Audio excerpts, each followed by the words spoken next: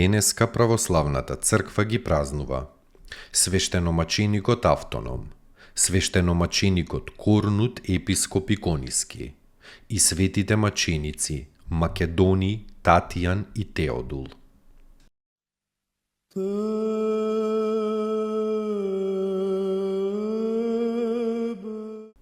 Свештеномаченикот Автоном. Во времето на гонењето од Диоклицијан се оддалечил од Италија во Витинија Азијска, во местото викано Сореос, и таму многумина привел во христијанство и им изградил црква на светиот архангел Михаил. Престојувал во куќата на еден добар христијанин Корнелиј, кого Автоном го посветил прво за презвитер, а потоа и за епископ.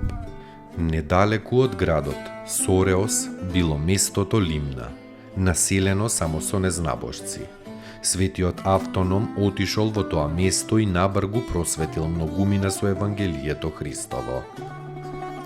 Тоа ги озлобило незнабожците, па тие еден ден нападнале во црквата на светиот архангел Михаил во Сореос и на службата Божја го убиле Автонома во олтарот и убиле многу други христијани во храмот. Во времето на царот Константин на гробот на светиот Автоном некој царски големец Северијан подигнал храм. На 200 години по својата смрт, светиот Автоном му се јавил на еден војник по име Јован. Јован ги откопал моштите на светителот, наоѓајки ги неизгниени. И многумина болни добиле здравје од моштите на светителот. Така Бог го прославил оној кој него го прославувал додека живеел во тело.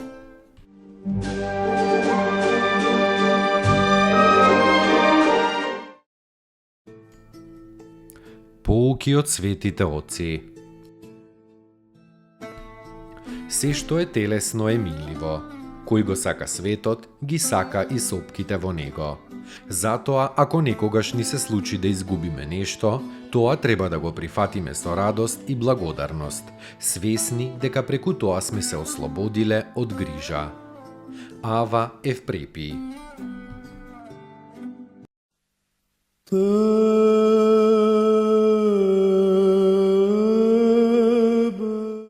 Свештеномаченикот Корнут епископ Икониски, родум од Никомидија, од селото Салат, бил сосема стар кога настанало гонењето во времето на Деки и Валеријан.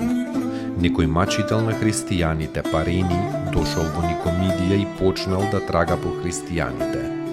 Христијаните излегле од градот и се скриле, а нивниот престарен епископ не сакал да излезе, туку сам лично застанал пред Парени и се јавил како христијанин.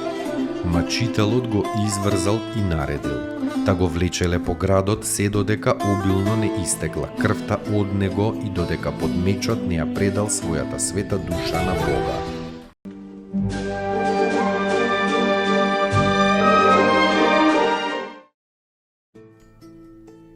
Поуки од светите отци.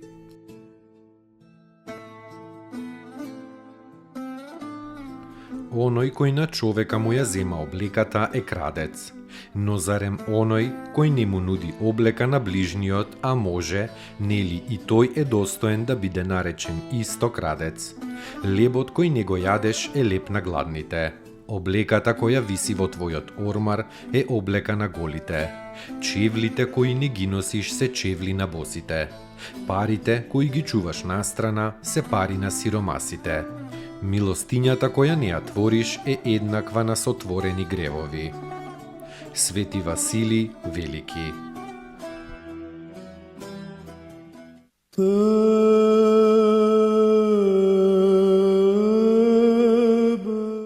Светите маченици Македони, Татијан и Теодул. пострадале за Христа Господа во времето на Јулијан Богоотстапникот, а во местото Мероса Фригиска. За разурнувањето на статуата на некој идол биле люто мачени и на железна леса биле печени се додека душите своји на Бога не ги предале. Кога гореле во огнот, овие храбри мажи му довикувале на мачителот подсмевајки му се. Нема ли да пробаш од нашето месо дали е добро печено? И уште зборувале како и славниот архидјакон Лаврентий. Свртине, на другата страна, оти ова едната е веќе печена. Гледајки и слушајки ги светите маченици на огнот, мачителот бил повеќе збунет и уплашен отколку самите тие.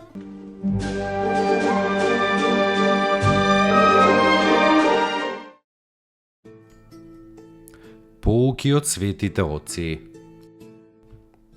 Постојат 3 демонски замки кои ги крадат радоста и мирот.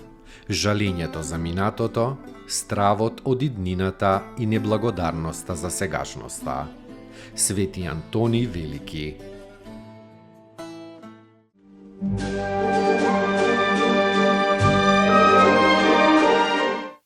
Достојно ест Јаково истину, блажити тја Богородицу, присно блаженују и пренепорочнују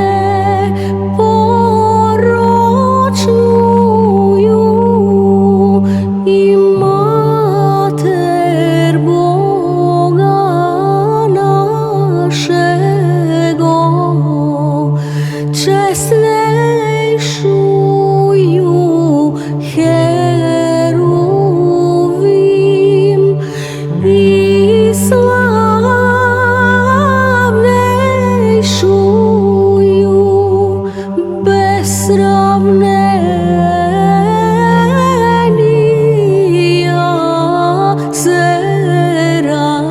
Серафим, без истления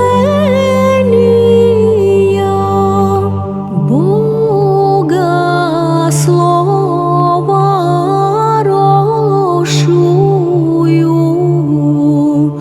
суштую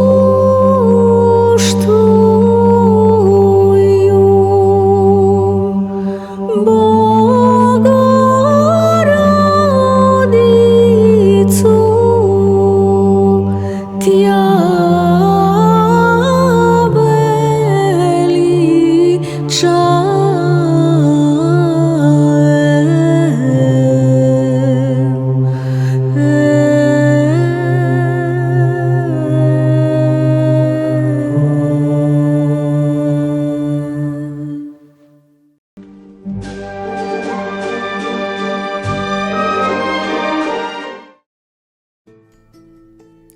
Поуки од светите оци. Човекот што ја познал мерата на својата немоќ, стигнал до состојба на совршено смирение и познавање на Бога. Зашто постојано поттикнуван кон благодарење на Бога, тој непрестајно постанува се побогат со божествени дарови. Срцето кое постојано благодари, постојано прима се поголема благодат. На благодата и претходи смирението, како што на искушението му претходи надменоста, гордоста. Ава Исак.